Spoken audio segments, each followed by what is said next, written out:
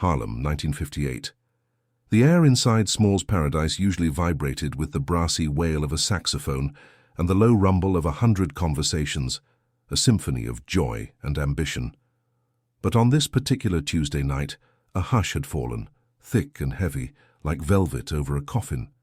Every eye in the house, from the high-stakes card players in the back to the bartenders wiping down polished counters, was fixed on a single table in a dimly lit corner. There, Ellsworth Bumpy Johnson, impeccably dressed in a charcoal suit, sat with the stillness of a predator waiting for its prey. Across from him, Jimmy the Whisper Hayes, a man whose nickname once suggested discretion, now looked like he might shatter under the weight of the silence. His face was slick with sweat, his hands trembled, and his eyes darted like a caged bird. Bumpy said nothing. He simply reached into the inner pocket of his jacket, pulled out a crisp, brand-new $500 bill, and laid it flat on the mahogany. Then, from another pocket, he produced a small yellowed slip of paper, folded precisely in half. He smoothed it out, revealing faded ink, and placed it right next to the money. It was a receipt, an old receipt, for $500. The sum itself was trivial in 1958 Harlem, a drop in the bucket of Bumpy Johnson's empire. But the silence, the terror in Jimmy's eyes, and the deliberate placement of that money beside that paper spoke volumes. This wasn't just about $500. This was about something far deeper, far colder. Bumpy finally broke the quiet, his voice a low, gravelly whisper that somehow cut through the entire room. A name for 500, Jimmy. A life for a lesson. 12 years. 12 long years had passed since that receipt was first written. And now, like a ghost from a forgotten ledger, it had returned to the table. Most men would have laughed off such an ancient, petty debt. Most men would have forgotten the details of a small-time betrayal from over a decade prior. But Bumpy Johnson was not most men. His memory was a loaded gun, and tonight it was aimed squarely at Jimmy Hayes. What impossible outcome had brought this moment to bear? What secret, buried for so long, could now command such a chilling public reckoning? This wasn't just retribution. It was a surgical strike, a message carved into the very soul of Harlem. And what nobody knew, what hadn't made it into the whispers on the street or the official police reports, was the hidden plan, the elaborate trap that had been set years ago, just waiting for the right moment to spring. To truly understand what happened that night, to grasp the sheer brutal elegance of Bumpy Johnson's justice, you need to understand the man himself and the unforgiving landscape of his kingdom. Harlem in the late 1950s was a crucible, a vibrant, pulsing heart of Black American culture, but also a battleground. Its streets hummed with the rhythm of jazz, the aroma of soul food, and the relentless grind of everyday life. But beneath that surface, a complex web of power and influence dictated everything, from the numbers rackets on Lenox Avenue to the flow of illicit liquor and narcotics through its brownstone facades. And at the very top of that web sat Ellsworth Bumpy Johnson. He wasn't just a gangster, he was a legend, a figure of almost mythic proportions, respected and feared in equal measure. Unlike the brute force enforcers of other syndicates, Bumpy was a strategist, a chess master who saw 10 moves ahead. His power wasn't built on bullets and brawn alone, but on intellect, an uncanny understanding of human nature, and a meticulously maintained network of informants and loyalists. He was known for his calm demeanor, his sharp suits, and his even sharper mind. For Bumpy, reputation was currency. Loyalty was gold, and a slight, no matter how small or how old, was a debt that would always eventually come due. Stories whispered through the avenues often spoke of Bumpy's uncanny patience, his ability to wait, to observe, to let events unfold until the perfect moment to strike. What few truly understood about Bumpy's methods was his meticulous ledger, not just of money, but of favors and slights, of every broken promise and every whispered secret. He kept accounts that no bank could audit, and no rival could ever hope to comprehend. This wasn't about quick cash grabs or turf wars. This was about the long game, about establishing a code that permeated every corner of his domain. And that code was absolute. So when Vincenzo "Vinny" Moretti, an ambitious capo from a rival Italian family, began to eye Harlem as fertile ground for expansion. He saw an opportunity. He saw a city ripe for the picking, a perceived weakness in Bumpy's seemingly unshakable empire. Moretti, with his aggressive tactics and old-school street muscle, believed Bumpy's intellectual approach was a vulnerability. He thought he could exploit an old, forgotten piece of information, a 12-year-old betrayal, to undermine Bumpy's authority and pave his own way into Harlem. He was about to learn a very hard lesson about underestimating the architect of Harlem. The central mystery remained. What name had Jimmy the Whisper Hayes sold for a mere $500 all those years ago? Why would such a small sum for a single name resurface now, with such devastating consequences? And how could an outdated piece of information become the catalyst for a full-scale psychological war against one of New York's most formidable crime bosses? This wasn't just a story about crime. It was a deep dive into the chilling mechanics of loyalty, the enduring cost of secrets, and the psychological warfare that truly defined the criminal underworld.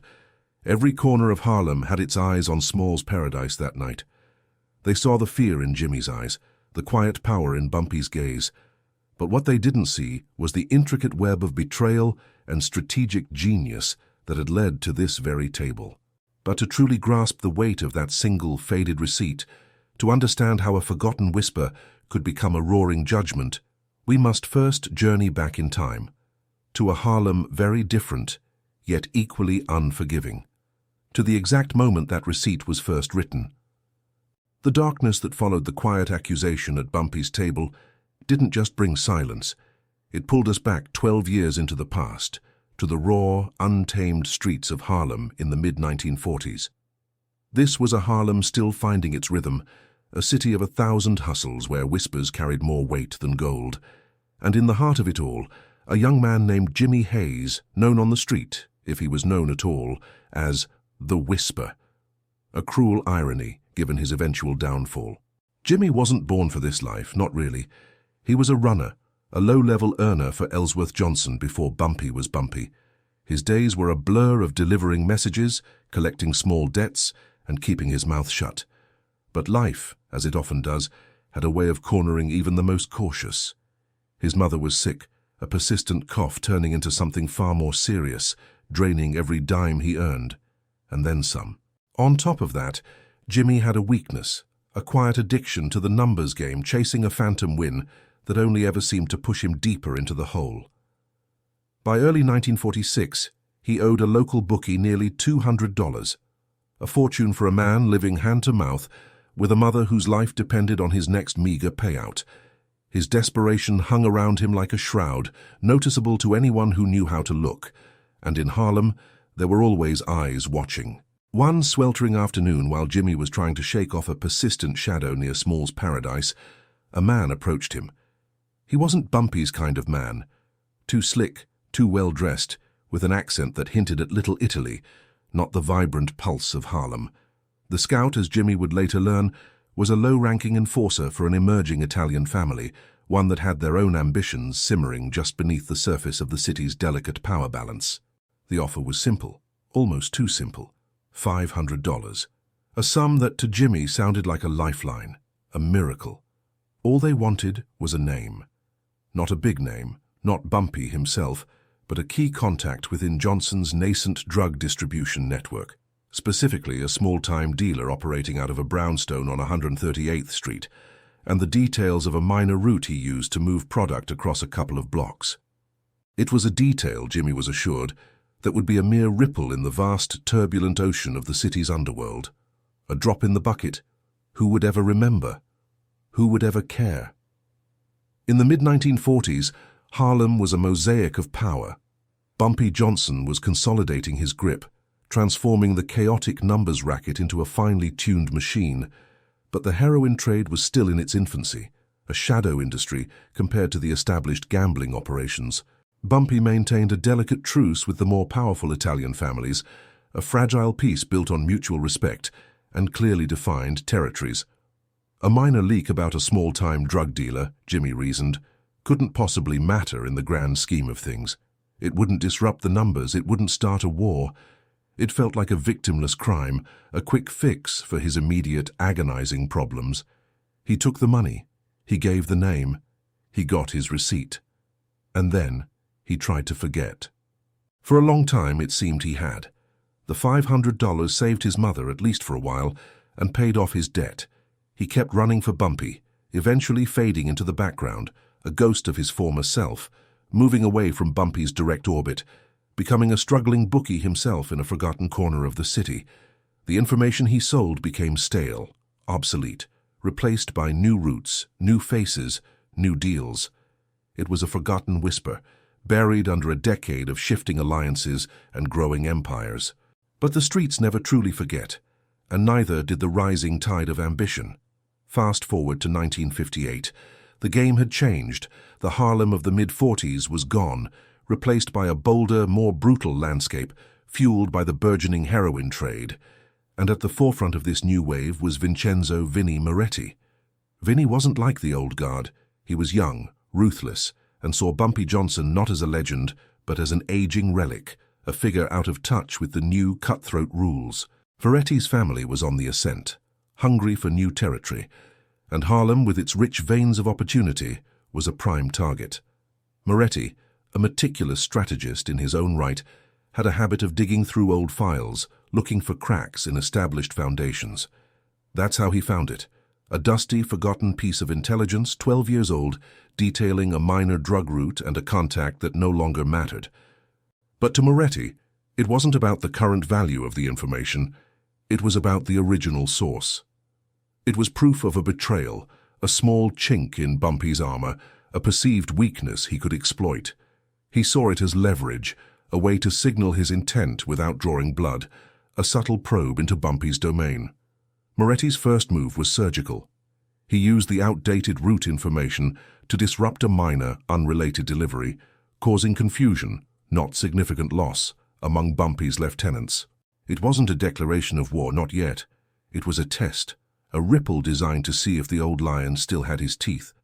It was a message delivered not through violence, but through a calculated, almost insolent inconvenience. What Moretti didn't realize, however, was that Bumpy Johnson possessed a memory longer than any street ledger, and every debt, no matter how small, was eventually destined for collection. And that faded receipt, the one Jimmy Hayes had unknowingly signed, was about to become the most expensive piece of paper in Harlem. The darkness that followed the quiet accusation at Bumpy's table didn't just bring silence, it pulled back a curtain on a stage Bumpy Johnson hadn't realized was being set for him.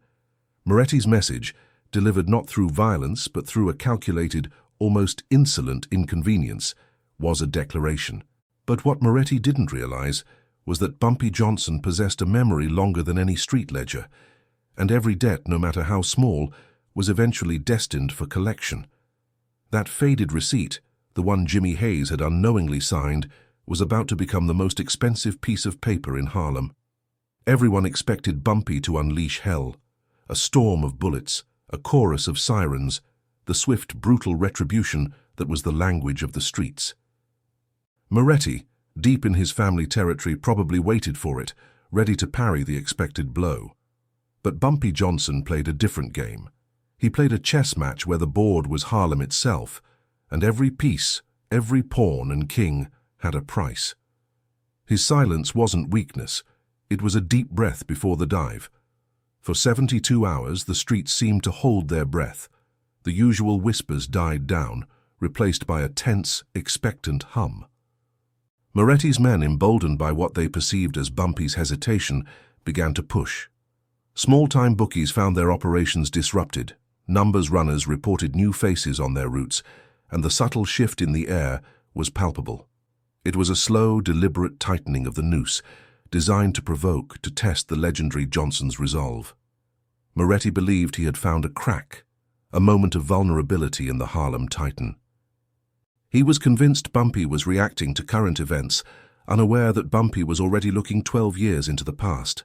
Bumpy, meanwhile, wasn't idle. From his quiet office, overlooking the vibrant chaos of Harlem, he orchestrated a different kind of counterattack, not with fists, but with facts. His network, built on decades of loyalty, fear, and intricate favors, hummed into action. Every snippet of conversation, every new face spotted on a corner, every rumor, no matter how small, was funneled back to him. Bumpy wasn't looking for who Moretti was hitting now. He was asking how Moretti knew where to hit. The information Moretti's men were using was accurate, terrifyingly so, but it was also off, slightly outdated. A dealer's rotation schedule from 2 years ago, a safe house address that had been retired 18 months prior, a distribution route that Bumpy had quietly altered 6 months earlier. It was good information, almost perfect, but with a subtle, crucial lag, like a clock that was always a minute or two behind, just enough to throw off the rhythm. This wasn't a rival who had infiltrated his current operations. This was someone working with old intel, with a ghost from the past. Bumpy's mind, a labyrinth of faces, dates, and whispered conversations, began to connect the dots. He remembered the specific, sensitive information that had been compromised 12 years ago. A list of key contacts in the nascent drug trade, a network Bumpy was painstakingly building.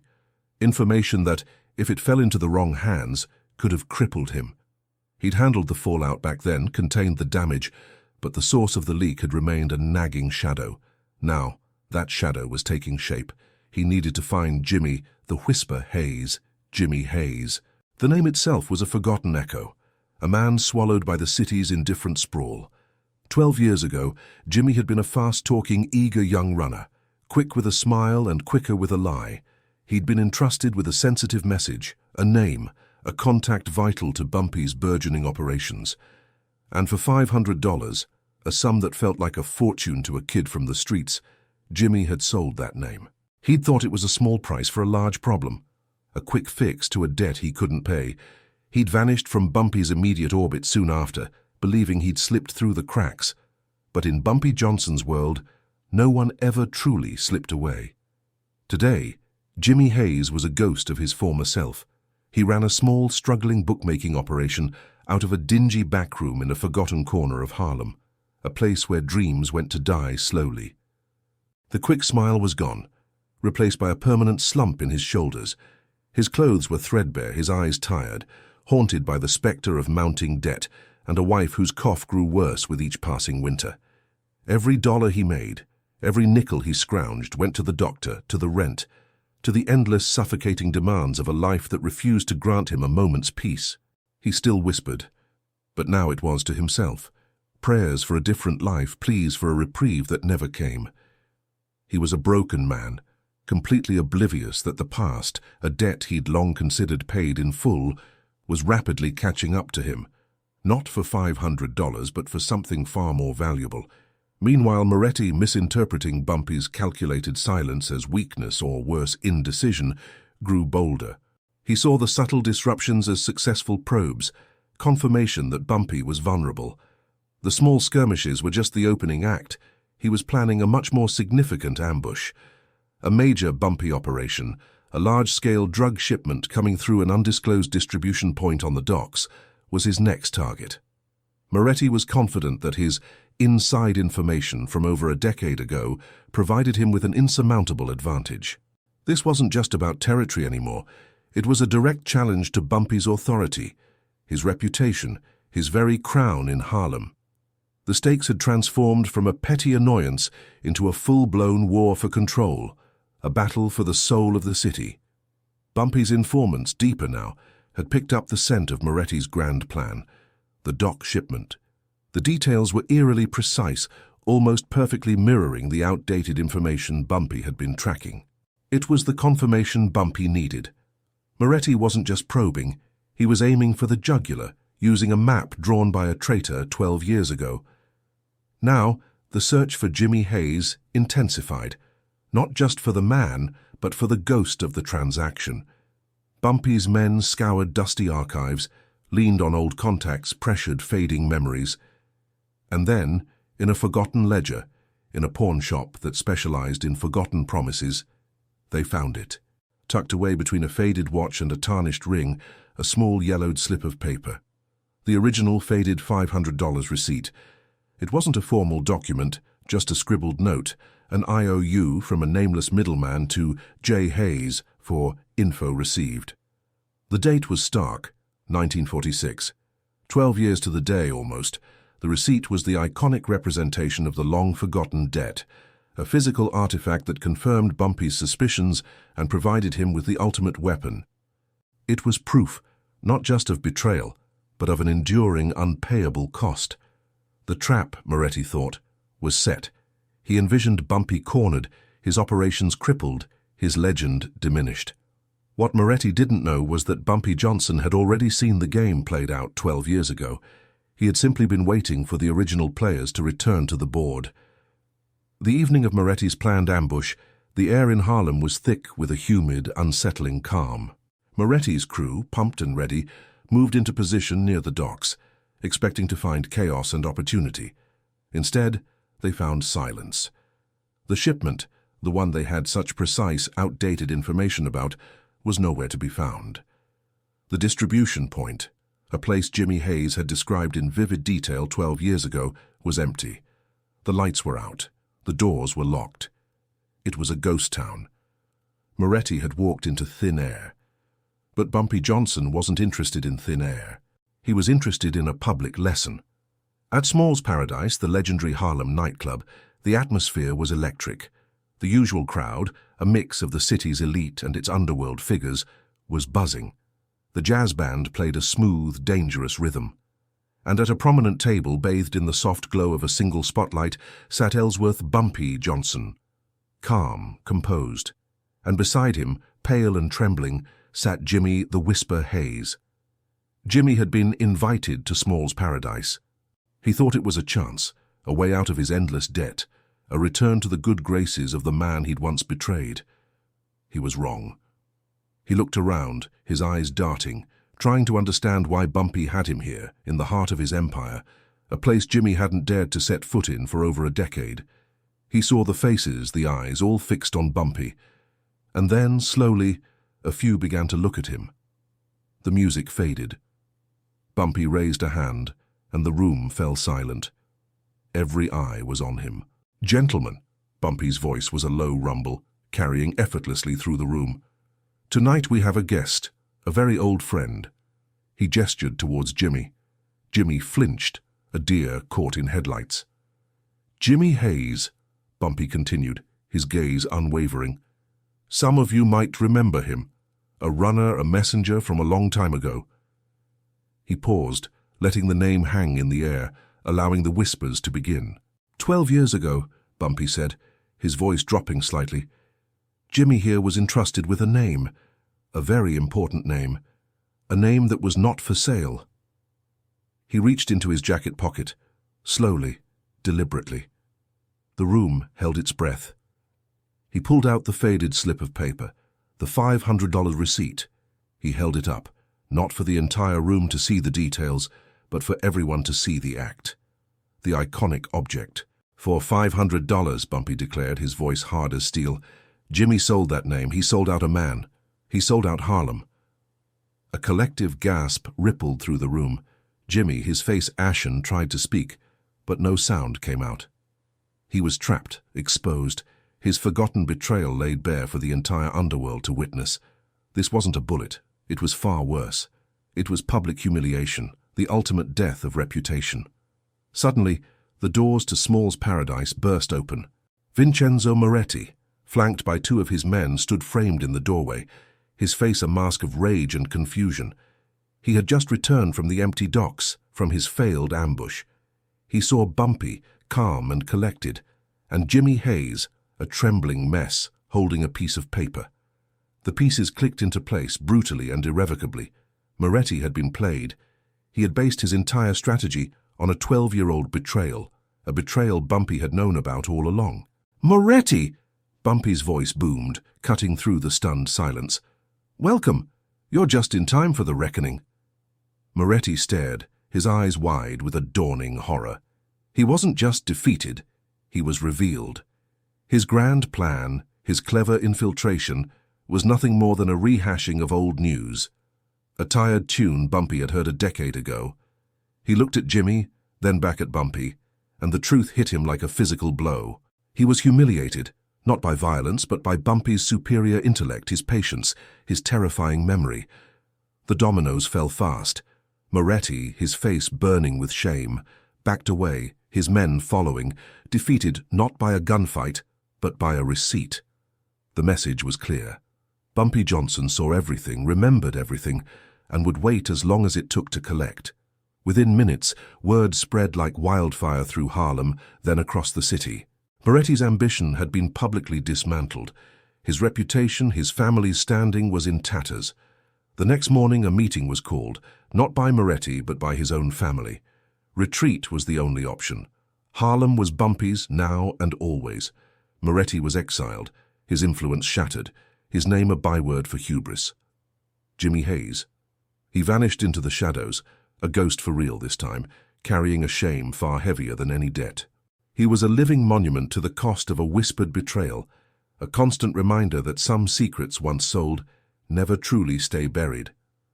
Bumpy Johnson, meanwhile, simply returned to his table, the jazz band picking up its smooth, dangerous rhythm. The receipt was gone, a memory now, but its message lingered. The streets of Harlem, and indeed the entire underworld, learned a profound lesson that night. Power isn't just about who has the most muscle. It's about who has the longest memory.